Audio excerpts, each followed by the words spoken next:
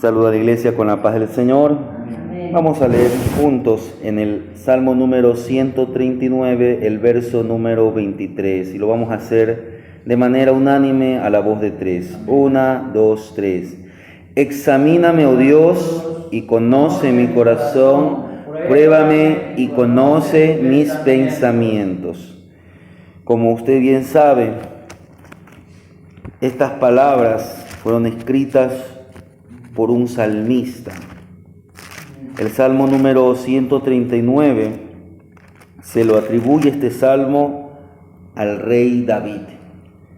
Y la historia de David es una historia que la encontramos en el libro de Primera de Samuel. Por eso decía hace unos minutos atrás que nuestra meditación va a estar en el libro de Primera de Samuel. Y vamos a abrir en Primera de Samuel capítulo 16. Ahí vamos a encontrar esta historia como empieza. Porque cuando usted o yo a veces comenzamos a hacer una lista o a enumerar a los reyes más famosos o a los personajes bíblicos más admirados, yo decía ayer noche que después de la persona de Dios, sea el Padre, el Hijo o el Espíritu Santo, en la Biblia el personaje que más aparece o el personaje que más se nombra es acerca de David. Y sin duda, este joven de Belén es una de las figuras más conocidas de la humanidad. Su historia comienza con un relato, con el relato de su llamado. Mire, Dios lo llama. Y además de eso lo unge por medio del profeta Samuel.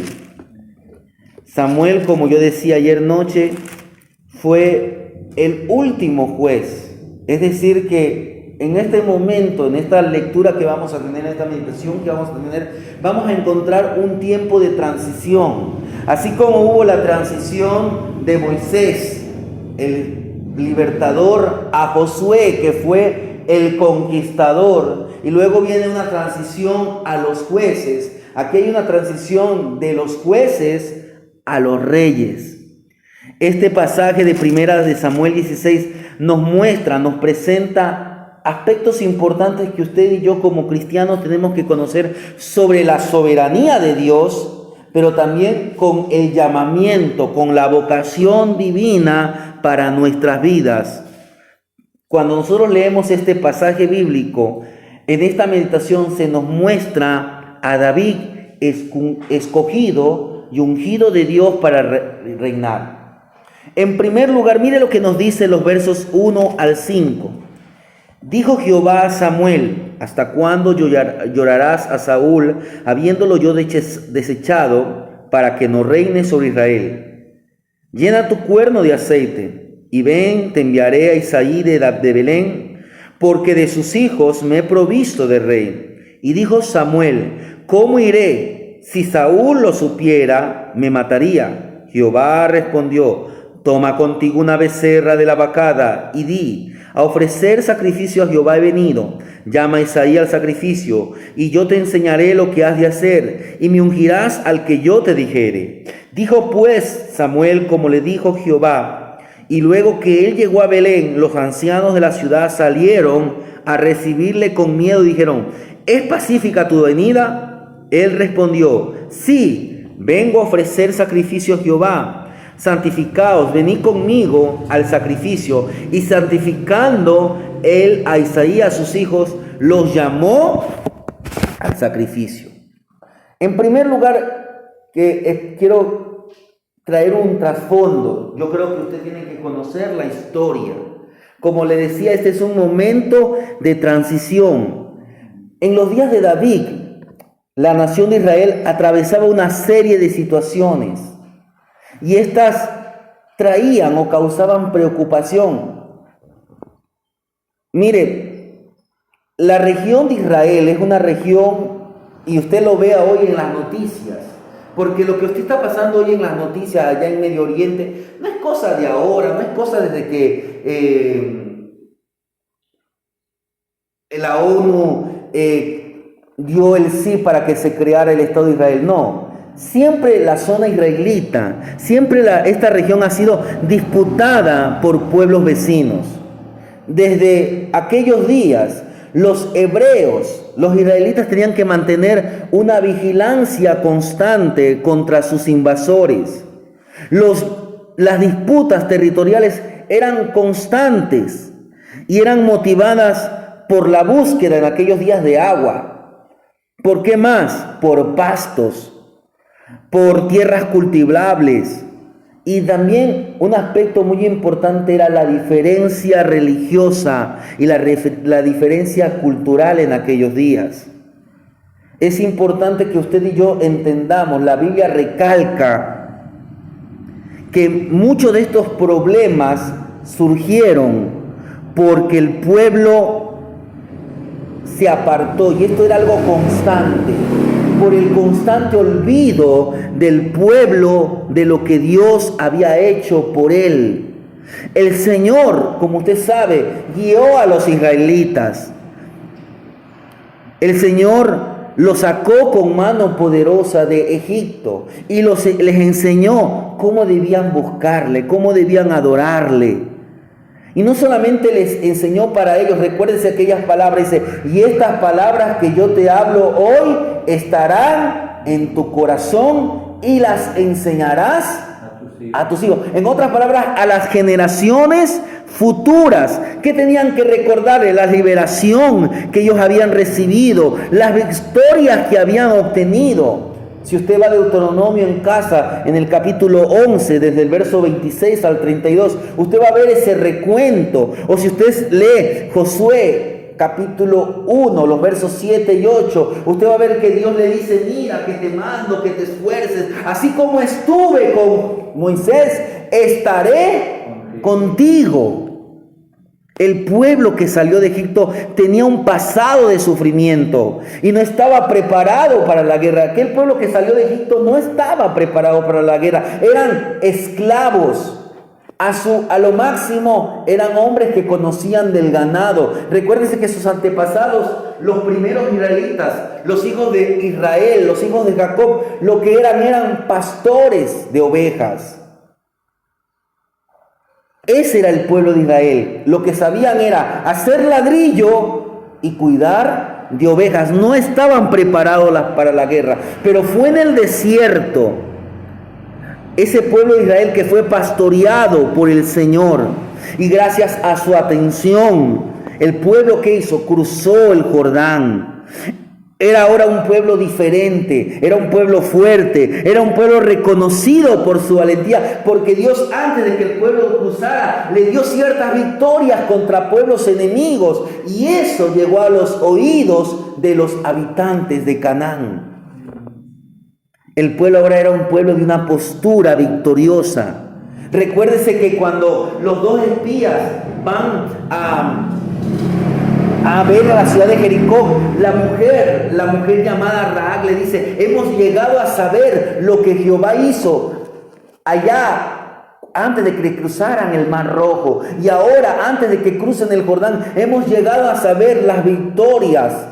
El pueblo estaba con temor, el pueblo de Jericó estaba con temor, pero el pueblo de Israel, sin embargo, ¿qué pasó? Llegaron, conquistaron, pero con el paso del tiempo ellos descuidaron la guía divina, hasta el punto que, como dice Jueces, que nació una nueva generación, surgió una nueva generación de israelitas que no conocían al Señor. Así lo dice Jueces 2:10. Y ahí es que comienza una historia lamentable, una secuencia de acontecimientos tristes. Eso usted lo puede leer en el libro de Jueces, un libro que ya hemos estudiado. El pueblo se apartó de Dios, y sin Dios, ¿qué vino? El sufrimiento, porque el sufrimiento es inevitable si nos alejamos de Dios. La fuerza y la guía que provenían del Señor desapareció. Ya no es algo constante. El pueblo cayó en manos de sus enemigos. Y ahí viene un ciclo. Se arrepentían, Dios enviaba un juez, el pueblo volvía a Dios, clamaban, ¿Qué pasaba? Dios le daba la liberación, el pueblo se gozaba, experimentaba liberación, pero con el tiempo volvían a olvidarse y volvían a sus malos hábitos y este ciclo se repitió una y otra vez. Esa fue la historia de los jueces. Y recuérdese lo que ayer yo decía. A los que no estuvieron, les recuerdo o les digo algo que usted ya lo sabe. El pueblo de Israel, ¿qué hizo? Pidió un rey. Pidió un rey. En aquellos días había un hombre que Dios había levantado, Samuel, aquel niño que Ana había pedido. Samuel era un profeta en Israel. Samuel creció sirviendo al Señor. Samuel le sirvió a Dios a lo largo de su vida. Fue el último líder del periodo de los jueces. Fue visto gradualmente por el pueblo de Dios como algo insuficiente. El pueblo dijo, ya no queremos jueces, queremos ser como las otras naciones. Le dijeron, tus hijos. Por eso es importante que el mensaje se transmita y los hijos lo lleguen a valorar, lo lleguen a apreciar. Porque dice que los hijos de Dios, de Samuel, que diga, se fueron tras las avaricias, tras el soborno. Y esto fue, como decir, un recurso más para que el israelita común dijera, no, queremos ser como las otras naciones. El pueblo de Israel deseaba un rey. Ellos se inspiraron en las naciones que les rodeaban. Y Saúl, y recuérdese esto bien claro, Saúl fue elegido por Dios. Fue Dios el que lo eligió. Tal vez no era el tiempo, sí, pero Dios lo eligió. Dios tenía un plan. Dios conocía porque Dios no puede dejar de ser omnisciente. Dios conocía el fin de Saúl, pero Dios lo eligió a Saúl porque si Saúl se cogía de las manos de Dios, otra hubiera sido la historia. Por eso le recalco, porque muchos dicen, no, Saúl no fue elegido por Dios. Saúl fue elegido por Dios, fue ungido por el profeta para esta gran misión, de la misma manera que David. Dios elige a los suyos. Sin embargo, ser elegido no es suficiente. Usted y yo hemos sido elegidos, hemos sido llamados, hemos sido escogidos, somos real sacerdocio. Pero ahora no significa que vamos a vivir la vida como queramos. Porque hemos sido elegidos ¿para qué? Para ser instrumentos para la gloria de Dios. Por eso es que Dios le dice al pueblo de Israel y nos dice a nosotros, sed santos como yo soy santo. El Señor Jesús que les dijo a sus discípulos, aprended de mí que soy manso y humilde. Mire, por eso le digo, ser elegido no es suficiente. Debemos obedecer fielmente al Señor y estar siempre en el centro de su voluntad. Dios eligió a Saúl, pero Saúl gradualmente, poco a poco, dejó de elegir, dejó de escuchar a Dios, dejó de obedecer. Y al igual que en los días de los jueces, al igual que en la época de los jueces, a medida que el corazón de Saúl se enfriaba, el pueblo también comenzó a sufrir las consecuencias. Comenzó a seguir el mismo camino de Saúl.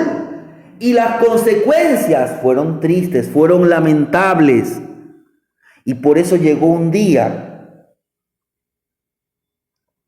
Por eso dice el versículo 1 del capítulo 16, ¿hasta cuándo vas a llorar? El corazón de Samuel, mire, un hombre de Dios, se había llenado de tristeza. ¿Por qué? Porque tal vez Samuel puso su esperanza en Saúl.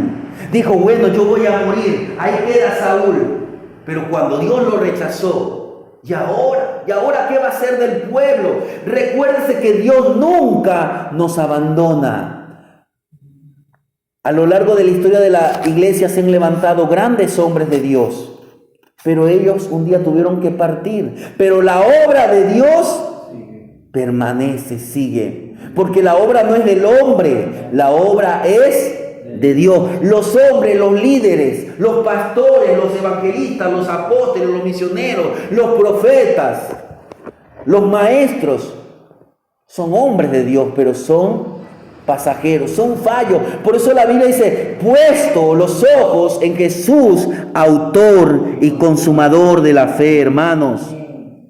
Mire, lamentablemente el corazón de Saúl se enfrió, y de la misma manera el corazón del pueblo en su búsqueda a Dios se enfrió. Esto trajo consecuencias. Dios rechazó a Saúl y le ordenó que fuera a Belén. Por eso le dice, llena tu cuerno de aceite y te enviaré a Isaí de Belén, porque de sus hijos, mire, me he provisto de rey. Es decir, de allí voy a sacar a uno que va a ser el futuro rey de Israel. Por eso es que Samuel se llenó de temor. Si por ahí alguien llega a decirle a Saúl que yo voy para Belén, tal vez va a pensar que yo estoy conspirando contra él. Y el Señor le dice, anda, pero también vas a ir a ofrecer un sacrificio. Y ahí es cuando Dios llama a David. El llamado de David cumplió un doble propósito divino: preservar al pueblo elegido y también a la descendencia real del Mesías. Como usted sabe, del linaje de David va a nacer el Mesías, o nació el Mesías. En este punto de la historia iba a nacer. Dios estaba preservando y Dios estaba escogiendo para que de la casa de David, de la casa de reyes, naciera el futuro Rey de reyes y Señor de señores. Y el que siempre ha sido desde la eternidad pasada hasta los días presentes y hasta la eternidad futura, siempre será Rey de reyes y Señor de señores. Dios habló claramente al profeta Samuel. Le ordenó ir a Belén para ungir un nuevo rey. Cuando Saúl ya no escuchaba al Señor y estaba sumido en una serie de errores, de fracasos, Samuel, temeroso de que Saúl descubriera su misión, fue a la casa de Isaí. Al principio como que no quería, pero el Señor le dice, anda. Y Samuel, ¿qué hace? Obedece. Al llegar ahí, el Señor le revela su intención y comenzó a buscar a alguien para ungir, alguien que cumpliera con las características deseadas por un rey. El profeta, mire, y ya lo vamos a leer, el profeta buscaba a alguien adecuado a los ojos humanos. Por eso no nos dejemos guiar por la vista. El Señor ya había elegido a alguien conforme a su corazón. Así lo dice Hechos capítulo 13, 22. Que Dios escogió un varón conforme el corazón de Dios. Por eso es que a veces la gente dice, David, el hombre, y recalco esto, David no es que tiene el corazón de Dios, no. David es un hombre conforme. Es decir, un hombre que buscó o anheló o deseaba la voluntad de Dios. No siempre lo hizo, pero había algo en el corazón de David que él, cuando era llamado la atención, cuando él fue encarado por su pecado, David reconocía y él decía, en verdad reconozco que he pecado. Por eso vuelvo a leer el versículo 23 del Salmo 139. Examíname, oh Dios, mire, y conoce mi corazón, pruébame y conoce mis pensamientos. Pero mire lo que nos dicen los siguientes versículos. Leamos algunos versículos, pero vamos a leer primeramente el Salmo número 33, de los versos 10 al 11, porque quiero hablar acerca de lo que es la soberanía de Dios y lo que es la vocación, el llamado divino, porque vamos a ver esto en David. Mire lo que dice el Salmo número 33, los versos 10 al 11. Jehová hace nulo el consejo de las naciones y frustra las maquinaciones de los pueblos. El consejo de Jehová permanece para siempre, los pensamientos de su corazón por todas las generaciones. Mira, ahí estamos viendo una declaración de la soberanía. Dios hace como Él quiere. Ahora quiero que entiendan. Dios hace como Él quiere, pero Dios nunca hace injusticia.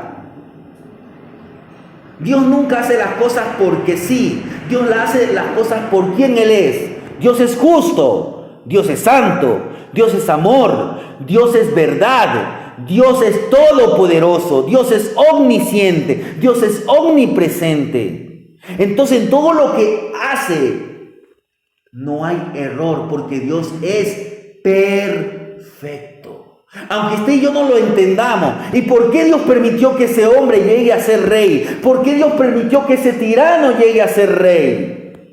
A veces el pastor Héctor ha contado, y esta es una historia real, un presidente en Brasil dijo que él sin Dios no necesitaba para gobernar y Dios le quitó la vida.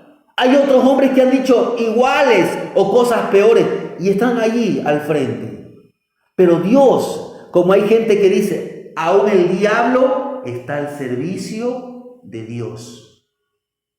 Porque nadie puede desautorizar la autoridad de Dios. Hasta el diablo tiembla ante la presencia del Dios Altísimo. Si Dios permite que un tirano, a veces porque la nación necesita para que se vuelva Dios, por eso es que Dios permitió que muchos tiranos en el tiempo de los jueces oprimieran. ¿Para qué? Para que el pueblo se arrepintiera y se vuelva a Dios. Con esto no le estoy diciendo que tenemos que apoyar al tirano, pero la Biblia ¿qué nos dice? Que debemos orar por las autoridades y poner en las manos de Dios, porque si alguien puede hacer justicia es el Señor Dios Todopoderoso. Si alguien puede transformar el corazón de un tirano, ese es el Dios Todopoderoso. Dios endureció el corazón de un tirano como Faraón y se perdió, pero Dios también trató con el corazón de un tirano llamado Nabucodonosor, al cual lo hizo como una bestia. El hermano Freddy nos trajo la lectura en Daniel 6. Si usted va a Daniel 4, usted va a ver la historia de ese tirano que dice que se convirtió como una bestia, perdió la razón, pero después reconoció y dijo, no, ahora engrandezco al Dios verdadero. Y ese tirano alabó a Dios y muchos entienden, y hasta yo estoy en este punto, que ese tirano se transformó en una nueva criatura y Nabucodonosor no se perdió, sino que se transformó en un hijo de Dios, tal vez al final de sus días, pero para Dios no hay nada imposible. Quiero leerle lo que dice Éxodo capítulo 3, porque estamos viendo lo que es la sabiduría, la soberanía, pero también la vocación divina. Dice en el capítulo 3 de Éxodo, los versos 11 al 14. Entonces Moisés respondió a Dios, ¿quién soy yo para que vaya a Faraón y que saque de Egipto a los hijos de Israel? Él respondió, yo estaré contigo, y esto te será por señal de que yo te he enviado cuando hayas sacado de Egipto al pueblo. Serviréis a Dios, serviréis a Dios sobre este monte. Dijo Moisés a Dios, he aquí que yo llego a los hijos de Israel y les digo, el Dios de vuestros padres me ha enviado a vosotros. Si ellos me preguntaren, ¿cuál es su nombre? ¿Qué le responderé? Mire la palabra de Dios. Y respondió Dios a Moisés, yo soy el que soy. Él es el soberano. Pero mire, y así dirás a los hijos de Israel, yo soy el soberano, me ha enviado. En otras palabras, el soberano me ha llamado. El soberano es el que pone. Por eso es que vemos la soberanía de Cristo, porque Cristo en la iglesia es el que instituye pastores, evangelistas, maestros, profetas y maestros a fin de perfeccionar a su iglesia. Él es el soberano. Vemos la soberanía en el Espíritu Santo, porque el Espíritu Santo reparte los dones como Él quiere. Porque el Padre, el Hijo y el Espíritu Santo son el Dios único, pero el Dios trino. Ese es el misterio que nos ha sido revelado.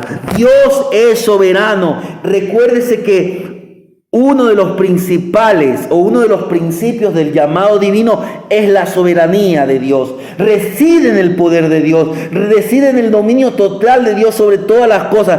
Todo lo que existe está a las órdenes, está subordinado a Dios y todo le debe obediencia. Esto le tiene que traer tranquilidad, nos reconforta. Saber que nada sucede sin el permiso de Dios. Confiamos que el Señor está sobre todo. De Él viene la fuerza. No hay poder ni fuerza que puedan frustrar los planes. Mire lo que dice Job, capítulo 42, el verso 2. Este es un versículo que usted conoce. Job 42, 2.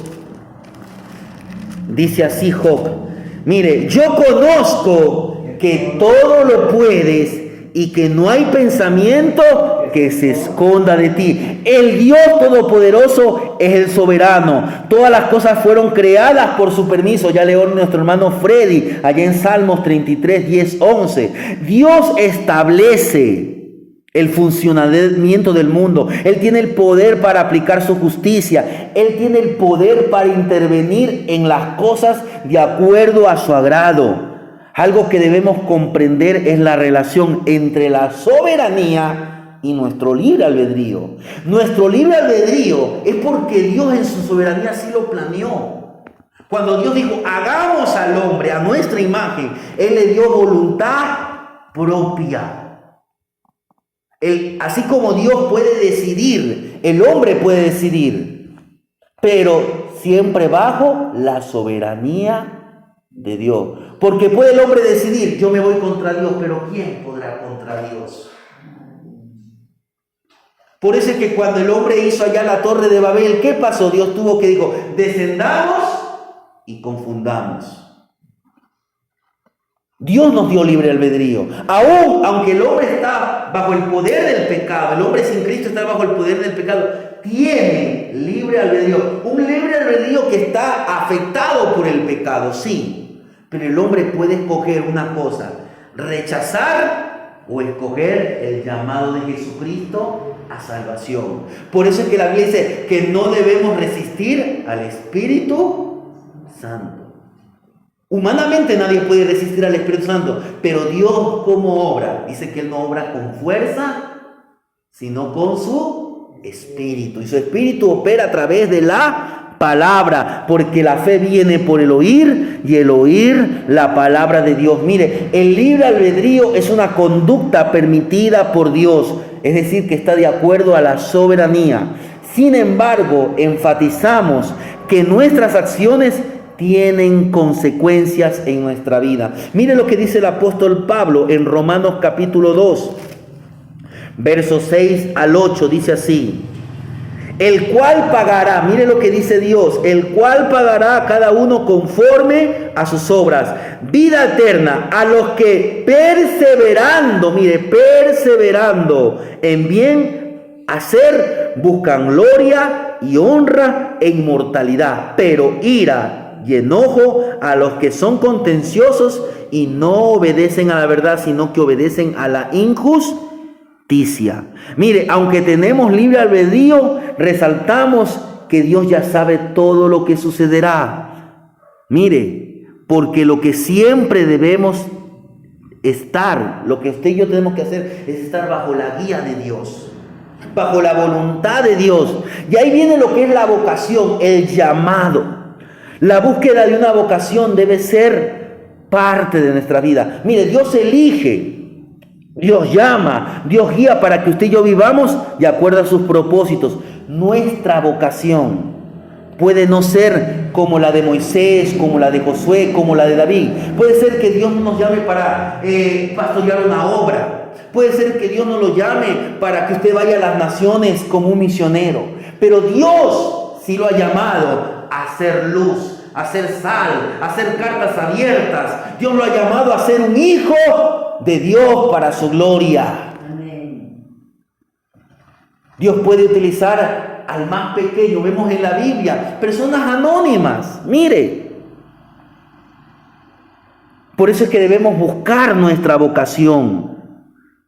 Usted y yo podemos, si estamos bajo la dirección de Dios, podemos ser un canal de bendición para la vida de las personas. La historia de David nos enseña, nos da información, mire, sobre cómo desarrollar una vocación. Por eso vamos a estudiar la vida de David. Vamos a estudiar en los diferentes cultos la vida de David para que usted y yo aprendamos a desarrollar. David fue un siervo, David fue un pastor, David fue un guerrero, David llegó a ser rey de Israel. Pero él lo que buscó con sus caídas y sus levantadas es hacer la voluntad de Dios. Quiso construir un templo, Dios le dijo no. ¿Y qué hizo David? Alabó a Dios. Tenemos que siempre estar alabando y glorificando y buscando nuestra vocación. Señor, ¿para qué me has levantado? ¿Para qué me has llamado? ¿Para qué me has dado un día más de vida? Si estamos aquí es porque Dios quiere algo hacer con nosotros. Tal vez no prediquemos multitudes, tal vez no pastoreemos a grandes iglesias, tal vez no seamos líderes de alabanza reconocidos. Pero quiero recordarle una cosa. Dios llama a un hombre llamado Nehemías, a un hombre que lo utiliza para reconstruir la ciudad de Jerusalén. Pero ¿quién puso los ladrillos? Era el pueblo. Usted va a ver, hay un pasaje en Nehemías que dice, de tal parte a tal parte se hizo los muros. Y esta familia o este grupo de personas lo hicieron. No nos dice toda la lista, son personas anónimas. Mire, ¿quiénes fueron las personas que estuvieron al lado de Nehemías? ¿Quiénes fueron las personas que estuvieron al lado de Josué? ¿Quiénes fueron? ¿Sabemos los nombres de los 120 que recibieron el bautismo en el Espíritu Santo? No tenemos toda la lista. Sabemos de algunos. Sabemos que estuvo hoy María, sabemos que estuvieron los hermanos de Jesús, sabemos que estuvieron los discípulos de Jesús, los 11 que habían quedado. Es muy probable que estuvo allí Bernabé. No sabemos quién más estuvo. Estuvo Matías, que fue elegido entre los 12. Estuvo el otro que también era un posible candidato. Pero todos fueron llenos del Espíritu Santo. ¿Pero por qué? Porque buscaron obedecer las órdenes del Señor Jesús. Él le dijo, vaya y esperen la promesa. Hermanos, nuestra vocación divina puede estar en las áreas más diversas, donde sea, pero guiados por el Espíritu Santo, usted y yo podemos ser canal de bendición en la vida de muchos. Finalmente vamos a ver los versos del 6 al 13 de Primera de Samuel, donde ahí vemos que Dios conoce el corazón. Mire lo que nos dice el verso 6. Aconteció que cuando ellos vinieron, él vio, hablando de Samuel, vio a Eliab y dijo, de cierto delante de Jehová estás ungido. Jehová respondió a Samuel, no mire su parecer ni a lo grande de su estatura, yo lo desecho. Jehová no mira lo que mira el hombre, pues el hombre mira lo que está delante de sus ojos, pero Jehová mira el corazón. Ahora quiero que vayamos al verso 10. Dice, e hizo pasar Isaí 7 hijos suyos delante de Samuel. Samuel dijo a Isaí, Jehová no ha elegido a estos. Entonces dijo Samuel a Isaí, ¿son estos todos tus hijos? Él respondió, queda aún el menor que apacientan las ovejas. Samuel dijo a Isaí, envía por él, no nos sentaremos a la mesa hasta que él venga aquí. Dice el verso 10, verso 12, la parte final. Entonces Jehová dijo, levántate y úngelo, porque este es. Y Samuel tomó el cuerno del aceite y lo ungió en medio de sus hermanos. Y desde aquel día en adelante el Espíritu de Jehová vino sobre David. Se levantó luego Samuel y se volvió a Rama. Recuérdese lo que dijo David en el Salmo 139. Examíname, oh Dios, y conoce mi corazón y prueba mis pensamientos. Hermanos, Dios conoce el corazón. Lo que el hombre puede ver. Los seres humanos tenemos una inclinación natural a juzgar basándonos en lo que percibimos externamente, la apariencia, las palabras bien dichas, los gestos apropiados para la ocasión, la vestimenta bien elegida, la elocuencia en los argumentos, las causas defendidas, etc. Todo esto se tiene en cuenta al emitir un juicio de valor sobre alguien que estamos conociendo. Si alguien destaca en estos criterios, ¿qué va a ser? Va a ser admirado, va a ser deseado, pero por el contrario va a ser rechazado. Va a ser objeto de prejuicios por su apariencia. La consecuencia de este comportamiento son bien conocidas. La apariencia externa, hermanos, la apariencia externa no determina el carácter del que lo posee. No digo que ahora vamos a vestirnos como nos dé la gana, no. Pero quiero decirle que más allá de lo que veamos exteriormente, lo más importante es lo que hay en su corazón. Dice la Biblia que del corazón mana la vida. Del corazón salen los malos pensamientos. Por eso debemos tener un corazón en las manos de Dios. El salmista dijo: cree en mí, oh Dios, un corazón nuevo. Recuérdense lo que dice el Salmo 119. ¿Con qué limpiará el joven su camino? Con guardar tu palabra. Hermanos, es del corazón el que manda la vida. Por eso debemos entender que no podemos leer los secretos del corazón de otra persona. A menudo solamente juzgamos lo que está delante de nuestros ojos. Nuestro exterior es un reflejo de nuestro interior. Nuestro exterior debe ser un reflejo de nuestro interior, pero no al revés. Nuestro exterior debe reflejar lo que está en el interior, pero no el interior puede reflejar lo que está en el interior. A veces usted, por X razón, no está bien vestido, no porque no lo quiera, sino porque tal vez no tiene la condición. Pero si es un hombre de moral, si es un hombre de valores y principios regidos a la palabra de Dios, Dios esas cosas pasa por alto.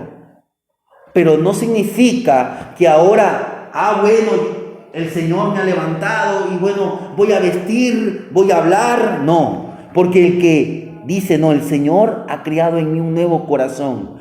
El Señor ha purificado mi corazón. Dice que el que es santo, santifíquese más todavía. El que es justo, practique la justicia todavía, hermanos. Pero ¿qué es lo que ve Dios? Dios nos conoce completamente. Él conoce nuestro carácter, nuestras intenciones, nuestra cosmovisión y la forma en que nos dedicamos a buscar intimidad con Él. El profeta y el padre de David, Isaí, percibieron y veían las cosas con limitaciones. Por eso es que cuando Samuel llega y dice: unge, trae a tus hijos.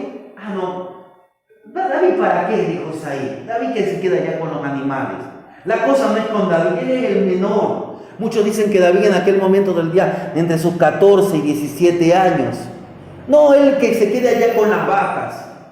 Los otros vengan, arréglense. Y vemos que cuando le presentan al mayor, ¿qué dice Samuel? Este es el ungido. ¿Pero qué le dijo el Señor? No, él no es, yo lo desecho. Y luego viene ese muchacho que tal vez venía oliendo a ganado. Dice la Biblia, leo lo que dice el verso 12 que no leía entonces. Envió pues por él y lo hizo entrar y era rubio. Y quiero hacer una aclaración porque la palabra originalmente que aquí ha sido traducida rubio en el hebreo es la palabra Edom, que significa rojo. En otras palabras, lo más probable es que el color de cabello de David era pelirrojo. Era un muchacho también, esto también de rojo significa que su piel era roja por el sol. En otras palabras, era un poco trigueño, no era negro, no estoy diciendo que era negro. Y que sea negro, que sea blanco, eso no importa. Recuérdese que Dios no mira lo que mira el hombre.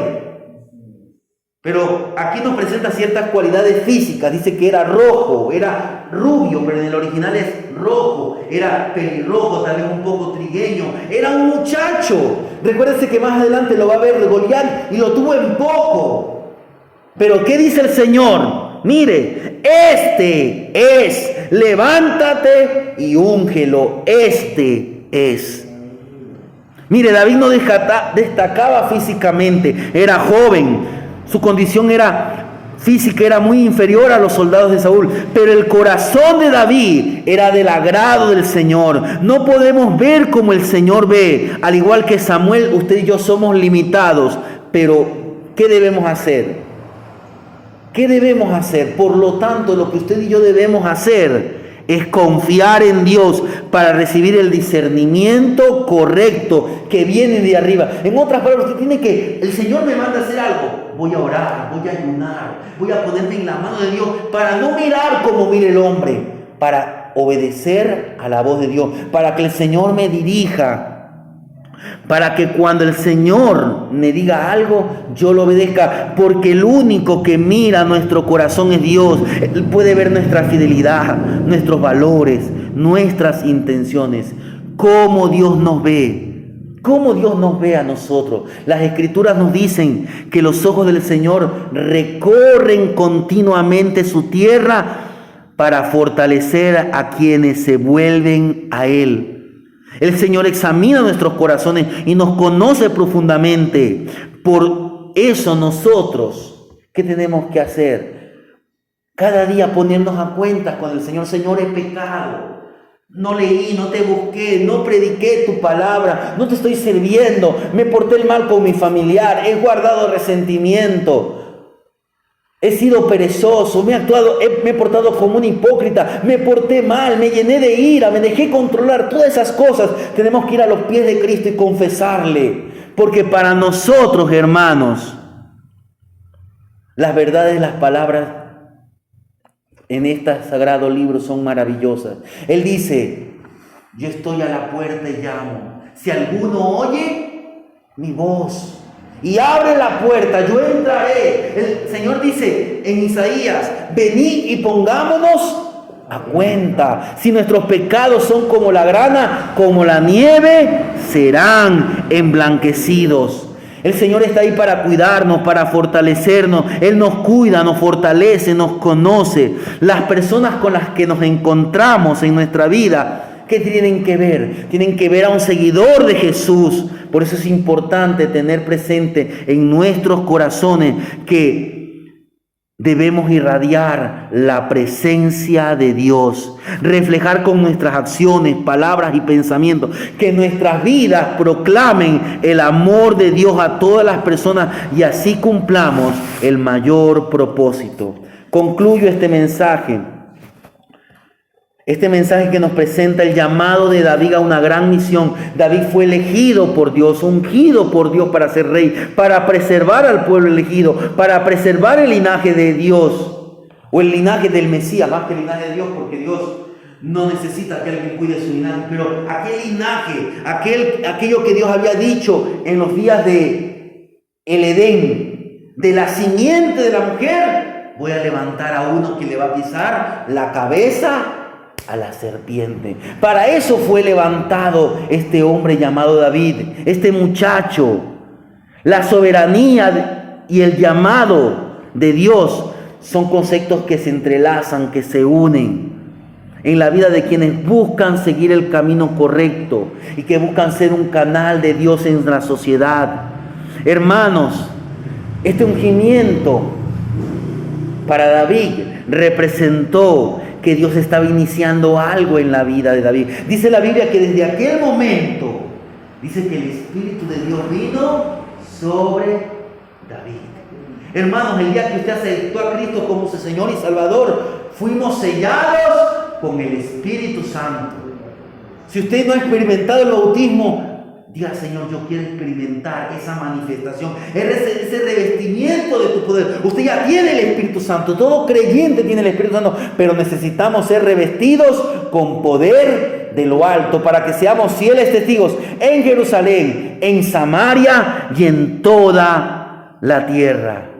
Hermanos, cuando vemos la vida de David, lo vamos a ver un hombre que poco a poco va creciendo. Tal vez Samuel comenzó a visitarlo continuamente, a hablarle de las cosas de Dios. Por eso es que David comenzó a escribir aquellos salmos.